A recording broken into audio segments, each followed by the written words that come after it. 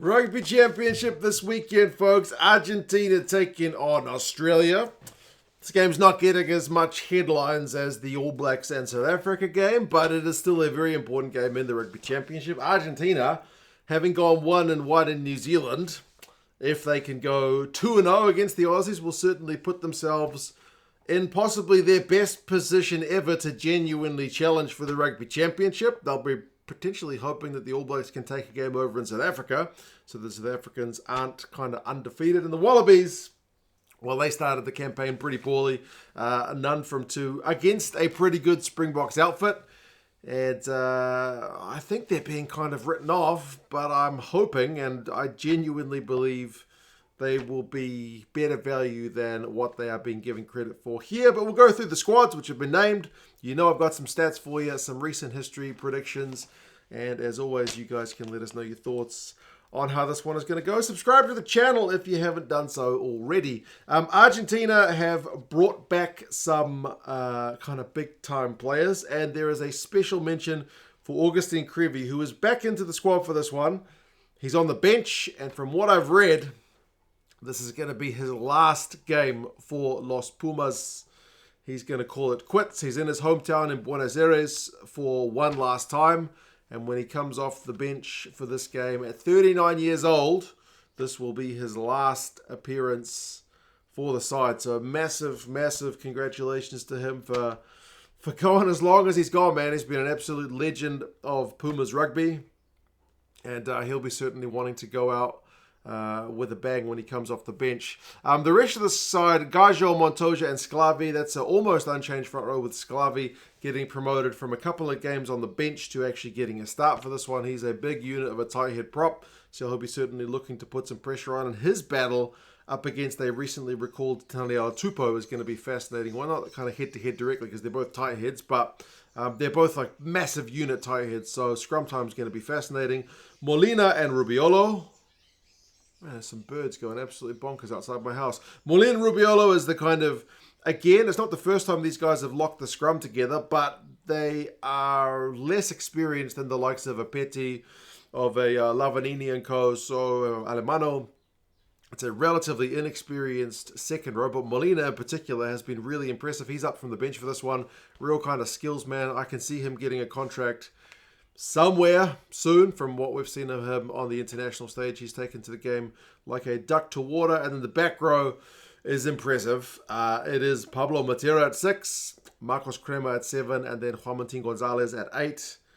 Proper back row. One of the best back rows in the world. Matera's been carrying for days. He's only behind Savia thus far in the Rugby Championship after 2 games for the number of carries he's got through. Crema's back to the more familiar number 7 jersey after being at lock for the last game against New Zealand.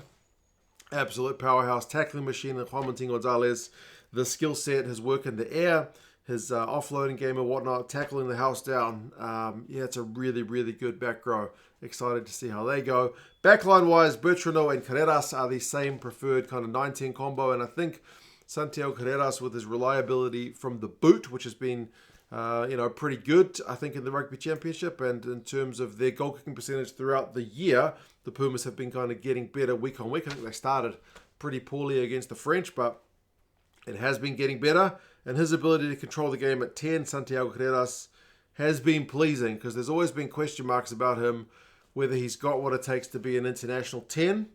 He seems to be doing the business thus far under Contepomi. Midfield is the same with Chocobares and Cinti. Chocobares kind of flying under the radar a bit, I think, but he's been immense in both the Pumas games in the Rugby Championship thus far. He's the top tackling backline player of the entire competition, so he's been putting his body on the line, and he's useful on attack as well, to put it mildly. Back 3, Mateo Carreras continues on the left wing. He's been a mainstay under Contepomi thus far. Santiago Carrero gets the call for the number 14 jersey, with Moroni being unavailable for this one. And then Juan Cruz Malia there at 15. He's been getting a few run meters. He's been getting some interplay. Like, he's the Pumas' top offloading guy. Yeah, he's a danger man, certainly, at number 15. Bench-wise, I mentioned Creevy, his final game. It'll be interesting to see how many kind of minutes he gets, with Montoya being the captain. He usually hogs them, but you would think in his farewell, Creevy would get a decent chunk of the game. Vivas and Bejo are the other kind of prop replacements, so there's no Sordoni this week. Guido Petti is going to get his first appearance under Contepomi. He's been obviously playing his rugby over in France, so he missed the French series with Bordeaux, having a good run in the top 14. But he's back, and he's here on the bench alongside Lavanini, so it's essentially 2 locks. But you could potentially see Petty going into the back row if needs be. He's certainly done a fair bit of that in his time, but potentially 2 locks to come on for Rubio Molina. We'll have to wait and see, because the starting back row, as I said, is very good. And then they've also got Oviedo there, who is a specialist kind of back rower in the number 21 jersey. So it's a 6-2 split for the Pumas. And just Bazin Valles and Albanoz covering the back line for this one. For the Wallabies, they have made a few changes. They've also got a pretty lengthy injury list, which at the moment includes Hunter Paisami, who's out for a fairly long time. So they've got Hamish Stewart getting his debut for the side in the number 12 jersey. He's been in the Wallabies squad for a wee while now, but he's finally going to get a cap. But bigger news than Stewart getting his cap, I think, is the big man, Taniela Tupa, being back. Remember, his father recently passed away.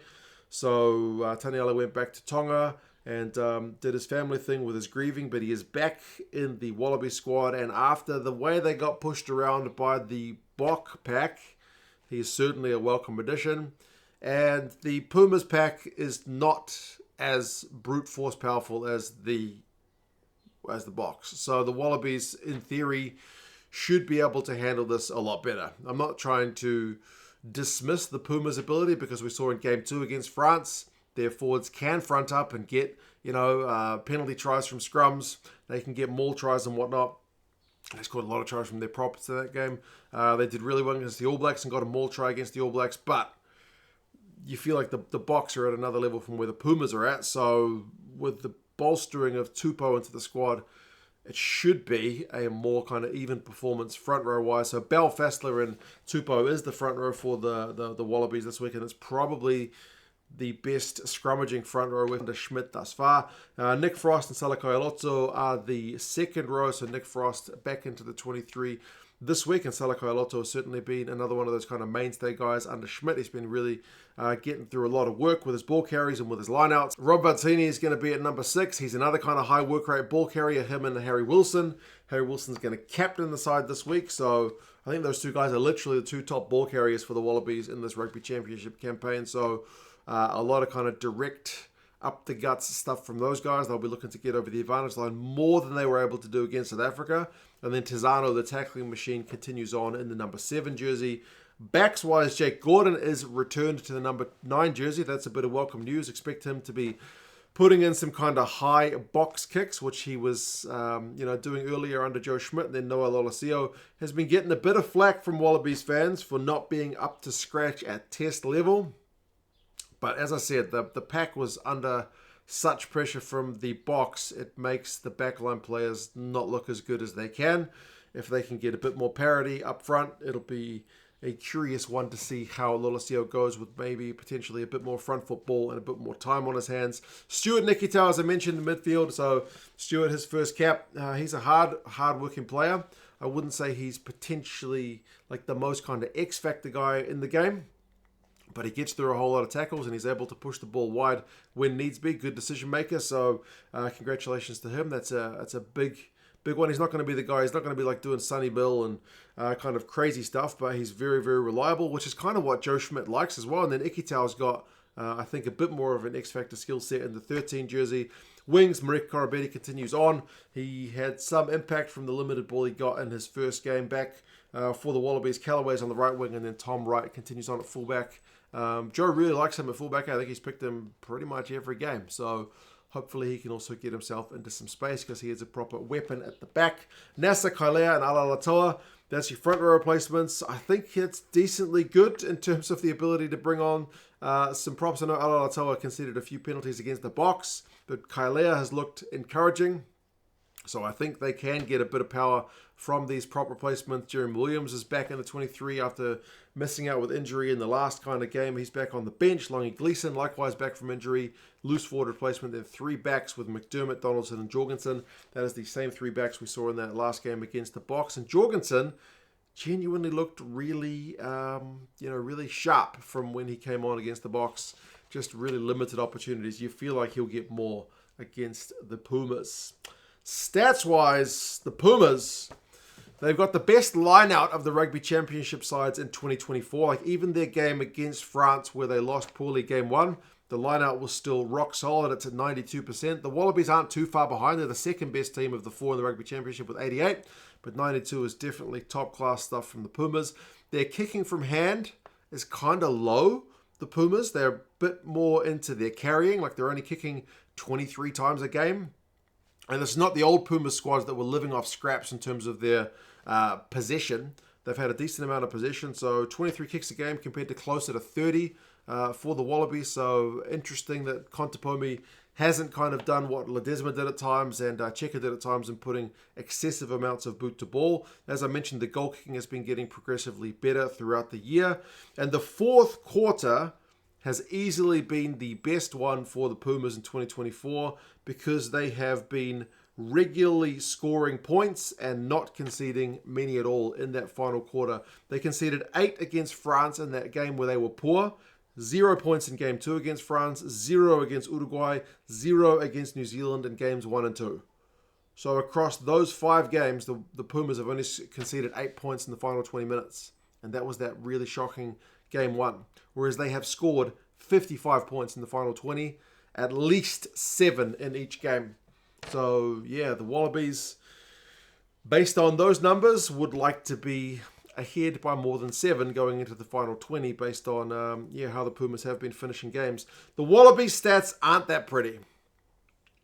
Joe is still building this team, you feel like, from the ground up. Their attack hasn't really clicked yet. They managed 1 try in 2 games against the Wallabies against the Box, and that was against 13 men when the Box had a couple of guys in the bin. Their meters per carry this season is 2.9, which is well below the kind of magic 4 number, and they haven't cracked 4 meters a carry in any of their games yet, and that's despite playing Wales, who are also not in the best position at the moment, and playing Georgia. So the Wallabies attack hasn't really sparked on that much just yet, but that being said, Joe Schmidt's sides have a lot of short carries from loose forwards, so they don't necessarily get kind of massive meterage. They prefer to go through the high number of carries to get those meters. But we've seen a bit of that from the Wallabies thus far, as I mentioned, Wilson and Bellatini and co, but you'd still like them to be above 2.9 meters a carry, which is genuinely a bit low. But we've got to remember this Wallabies side is young. Like, the average age of the starting forwards in this 2024 season is not even 25 years old. Like, the Box are closer to 30. The All Blacks are like 28. I think the Pumas are like 26, 27. So to be under 25 is genuinely a pretty young pack. Some of that is injury enforced and whatnot, but it's young. But also that means they have been at times bullied around a bit. Like, they've conceded a maul try in every game but the game against Georgia. And it's 7 maul tries conceded in 5 games. You feel like the Pumas will be targeting that. Remember, the Pumas managed to get 1 against the All Blacks through Creevy. Pretty low on offloads, but also pretty low on turnovers conceded. That's a pretty Joe Schmidt style stat. He likes to keep it fairly conservative in terms of those 50-50 plays, but the penalty count has been way too high. Penalty count is the highest of the Rugby Championship side, so if they have ill discipline, you feel like the Pumas will punish them. Last 5 games, it's 3-2 to the Wallabies. But the 2 most recent games go the Pumas' way in 2023 and in 2022. The last 2 most recent games are Pumas victories. There's another game in 2022 where the Aussies won. And then the 2 previous games in 2021, both played in Australia. The Wallabies won. That was that kind of COVID-affected Rugby Championship where it was all played in Australia. So it's a kind of even split, but as I mentioned, the recent history does go the Pumas' way. The average score, Argentina 27, Australia 30, so not that much in it, but as I said, there has been a bit of a turnaround in fortunes, especially with the kind of slump since the Eddie Jones era, and Contepomi thus far has had inconsistent, but some flashes of brilliance from the Pumas. Like, they beat the All Blacks 1 week and then proceeded to get smashed the next. They had a poor performance against the French 1 week and then smashed them the next. So, yeah, it's a really hard one to kind of predict which Pumas side is going to show up. They are the new France. Predictions-wise, the bookies are saying the Pumas by 7 points. And the Rugby Forecast algorithm is saying a little bit more, saying Argentina by 10. It is on in Buenos Aires. It is a 7 o'clock p.m. local kickoff, which for you guys in Australia, I believe, is 8 in the morning, which is not too bad. Get up with some breakfast and watch some rugby for you guys in the States. It is on Flow Rugby. I'll put a link down to Flow in the description. They got this game. They got the All Blacks against Box game. They got them live. They got them on demand. So check that out. They are an affiliate of the channel. James Dolman, the Kiwi, is the referee for this one. Fingers crossed he has a good game. Agustin Creevy's last game, folks. Be certainly one worth tuning in for. You guys let us know your thoughts on how this one is going to go. Are the Pumas a genuine shot at the Rugby Championship this year? Or is consistency going to be the kind of Achilles heel for them? And can Joe Schmidt get his first win of this Rugby Championship campaign? You guys let us know your thoughts. Take care, and I will talk to you guys again soon. See ya.